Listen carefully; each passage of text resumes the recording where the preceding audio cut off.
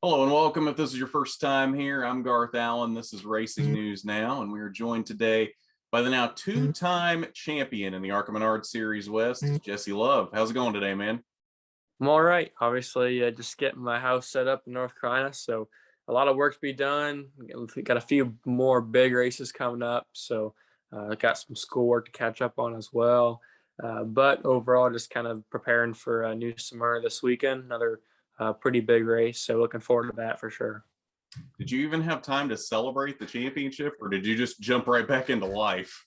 No, I really didn't. Everybody was kind of like, why aren't you? Last year was a little bit more pumped up than I was this year, and just the season's not over yet. So, still races to be won, still people to race for and drive for. So, I would do a disservice to Chris Swimmer, the guy I drive for in the Super Late, if I was not preparing for the next one. So. Just kind of obviously, it's really great to get a championship and show the season's hard work pay off, and that's great, but at the same time, season's not done yet, so can't just back off now. So let's talk about the race as a whole at Phoenix. We'll save the last lap for another question because that's like a whole different can of worms in itself. But the race itself, you ran 11th to 15th most of the race, but you were right there around all of your championship contenders for the whole time. With as tight as the points were, how concerned were you with everybody right there all together? How concerned were you that you weren't going to be able to pull this off? Yeah, I mean, Phoenix is kind of one of those deals where it's really hot and cold for me. My first time there, we ran great. My second time there, we won the championship and didn't run great. And the same thing for this year, ran pretty well the first time we were there. Ran well there. Then obviously this last race, the finishing position wasn't the best, and it just kind of goes back to points racing. I feel like I'm pretty good at points racing, but at the same time, it doesn't look the best on the scoreboard sometimes. So points racing is one of those things that I'm still getting better at. And I thought it was, we had motor problems throughout the day. We had a different engine package for this time around for Phoenix. So it made things a little bit difficult, basically just kind of grounding out somewhere in the wiring down the straightaway. So especially on restarts, it would happen the worst. And then as the long run would go on, it would get better. So, I mean, I would lose like 6 spots a dang restart every time and have to gain them all back. And that wasn't obviously fun. It happened in qualifying. So, we didn't catch it till soon enough. And the Elmore guys weren't able to fix at the break. So, that obviously kind of threw a monkey wrench and everything and made things a lot more nerve wracking. But at the same time, that's not the end of the world in the grand scheme of things. So we just stayed calm the whole time. I feel like playing golf helps you with that. You kind of learn to manage your emotions a little bit better when you shank the ball or something like that. So, yeah, I was happy with our team to stay calm and stay after it. It was easy to give up at that point, but we didn't. And yeah, I mean, overall, the East Coast cars are all obviously just normally a lot faster than the West Coast cars with the technology being delayed to get out there. So nothing was too surprising. The only surprising thing was just, with the motor problem that we had, that was really frustrating. But, at the end of the day, we stayed in it. And that's obviously what won us the championship. And, like you said, the last lap, it was the last 10 laps really were frustrating for me because, for a second, I thought it was almost over because I was with the motor issue. We would lose a bunch of ground every straightaway because it would only happen once the car up to high RPM. Then it would just shut off and get back going again, shut off. And, Huddleston would get away a lot. And I wasn't sure if I was able to get him. But then like I said, it would get better as the long run would go on for whatever reason. And I was able to make up ground again. And then the last 10 laps, I cut the dog leg every single lap to try and make up lap time. And, the last like 6 laps, 7 laps, I was able to really reel in a huge distance and barely get to him in the last corner. So let's talk about the last lap specifically. We'll set the scene for anybody that may not have seen it. You are right behind Trevor Huddleston. That's the point you need for the championship, but you're also just ahead of Ty Gibbs, the leader. So basically he's about a full lap ahead of you. it was hard to tell on TV, but I'm going to guess by the time you and Trevor were taking the white flag, the flagman had already switched to the checkered flag, and that's where the miscommunication came from for Trevor, I'm going to guess. Did you also have that miscommunication, thinking that you were done for a second? I don't know, because at least for me, no. If you look at the video, like, I mean, I think the checkered flag might have fell over me, but at the same time, like, Trevor was I probably gained 6 car lengths on the dog like that lap. So Yeah. Trevor was at least 7 to 8 car lengths ahead of me, because I gained like 2 back into the corner. So I don't think, I'm pretty positive the checker didn't come out on top of him. So maybe his spotter made a mistake and called checker, or whatever happened. But because like by the time we got in the corner, he was still going full speed. So it was a weird deal. Whatever happened, maybe he thought the race was over. Hold on. Maybe he thought the race was over once I got to his inside. But I mean, it was just kind of one of those weird deals.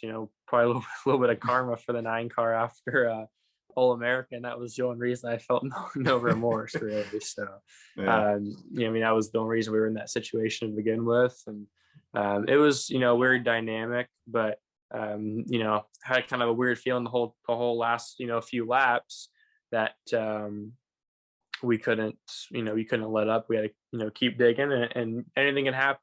He could have broke a right front, shock tower, shock mount, whatever it could have been, or got a flat right front. Like, who knows what could have happened the last lap. I wanted to make sure that I had the best shot no matter what, and fight until the end.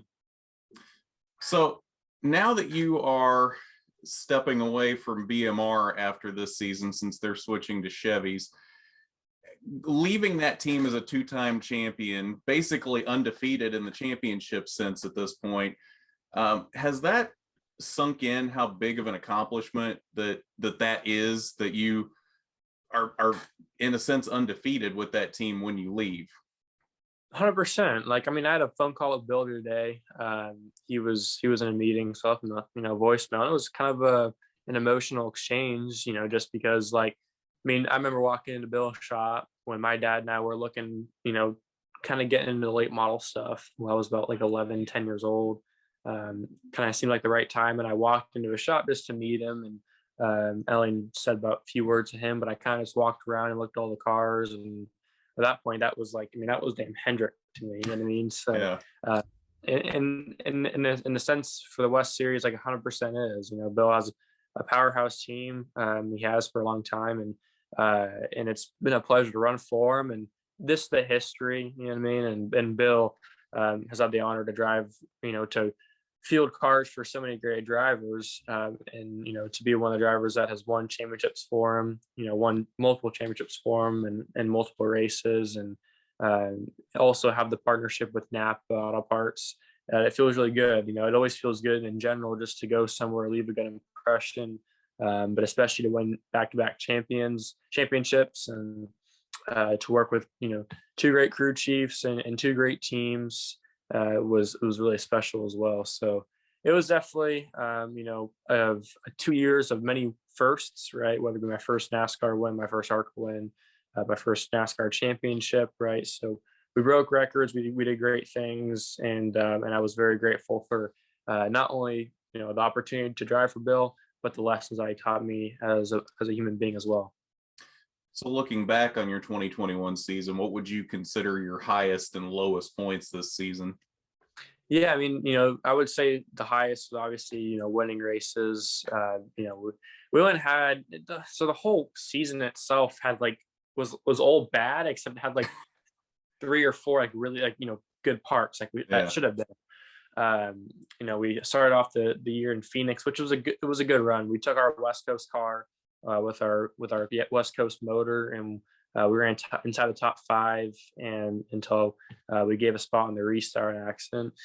Just missed out on the last restart, but we still ran 6 against a competitive field of cars, and we definitely outran what we had on that day.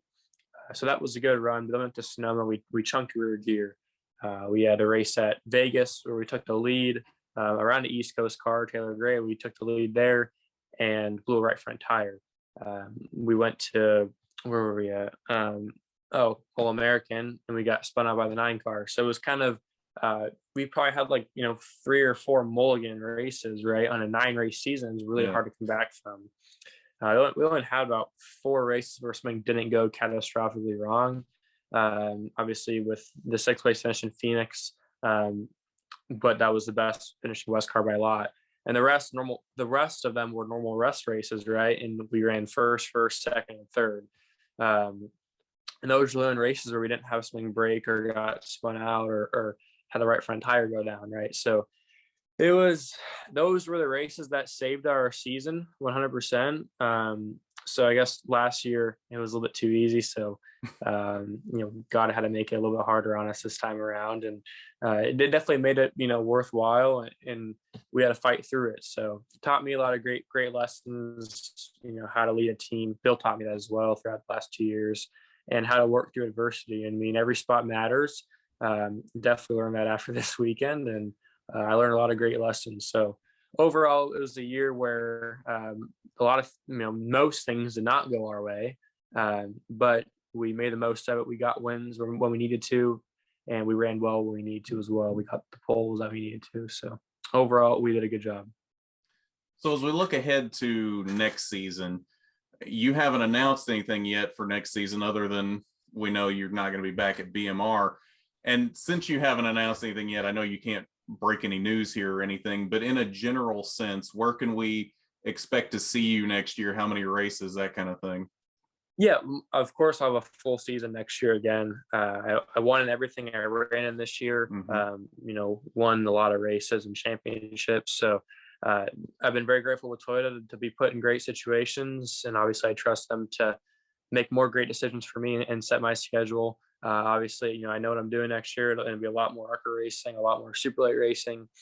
Similar to this year, I still have 2 years of development until I can run full-time trucks. So Right. I'm really happy with how my season's played out, and I trust Toyota to make the right calls. How many super late races do you have left this year?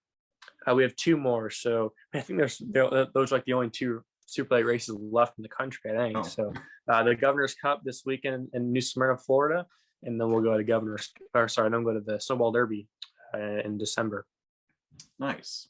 Well, I think that's all I got for you. So Jesse, thanks for joining us today. Congratulations on now being a back-to-back champion, and good luck in the super late races you got left. Awesome. Thanks, buddy. I'll see you guys soon.